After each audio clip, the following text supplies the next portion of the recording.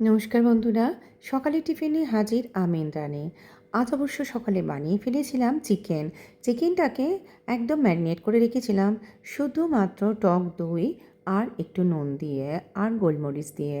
এবার এটাই গরম করার মধ্যে ঢেলে দাও, আবারও খানিকটা গোলমরিচ দাও। আসলে বাড়ির প্রত্যেক সদস্যেরই ভীষণ সর্দি কাশি হয়েছে, আর গোলমরিচটা দিয়ে করলে বেশ সর্দিটা ঝরে যায়। সেজন্য আমি এভাবেই চিকেনটা করলাম। তার সাথে দিয়ে দিলাম একটু কাশ্মীরি লঙ্কা গুঁড়ো, কারণ বাড়ির কিছু সদস্য সাদা দেখলেই বলবে খাবো না চিকেন। সেই কারণে যাতে একটু রং হয়, তার জন্য আমাকে সেটাও ব্যবস্থা করতে হয়। সেই জন্য একটু কাশ্মীরি লঙ্কা গুঁড়ো দিয়ে দিলাম, আর এইভাবেই করলাম নাড়াচাড়া। এভাবে নাড়াচাড়া করতে থাকবে। আর এই চিকেনটা খেতে না ভীষণ ভালো হয় জানো, তোমরা করে দেখো। বলতে গেলে তেল ছাড়াই, শুধুমাত্র যখন তুমি ম্যারিনেট করবে সামান্য একটু সাদা তেল দেবে। আর এদিকে কড়ার মধ্যে একটু পেঁয়াজকে ঘি দিয়ে মধ্যে ভেজে নিলাম, যাকে বলে পেঁয়াজ বেরেস্তা।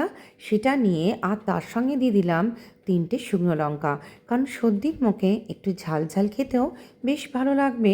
তাই জন্য শুকনো লঙ্কাটাই আজকে ইউজ করলাম। তা দিয়ে দিলাম, দিয়ে এবার একদম মিক্সি গ্রাইন্ডারে এটা পেস্ট বানালাম। কিছুই না বন্ধুরা, ওই পেস্টটা নিয়ে চিকেনটাকে ভালো করে দিয়ে দাও, দিয়ে নাড়াচাড়া করে একদম সামান্য পরিমাণ একটু দুধ দাও। দুধ দিলে কি হয়, রঙটার না কালারটা চেঞ্জ হয়ে যায়। এই কাশ্মীরি লঙ্কা গুঁড়ো আর এই দুধটা মিলে বেশ রঙটা একটা পাল্টে যায়। তো এইভাবেই সকালে চিকেনটা বানিয়েছিলাম, আর খেতে কিন্তু ভীষণ ভালো হয়। তোমরা একবার বানিয়ে দেখো, আমি বলতে পারি তোমাদের সকলেরই খুব ভালো লাগবে। আর আজ আর রুটি বানাইনি জানো, আর এক সদস্য সে ধোসা অর্ডার করেছিল, ধোসা কিনে নিয়ে এসেছিল। দিয়ে এই ছিল ধোসাটা, এটাও ছিল ব্রেকফাস্টে। আর ছিল বাড়ির ঘরের পাতা টক দই, আর তার সাথে ছিল সকালের এইটা। রুটি করার মতো সময় আজকে হয়নি বন্ধুরা, তাই ছিল 1 পিস ব্রেড আর টক দই আর চিকেনটা। তো এটাই ছিল সকালের টিফিন, যেহেতু তোমাদের সাথে রোজ দিন শেয়ার করি তাই করলাম।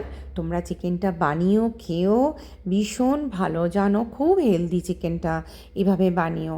টাটা।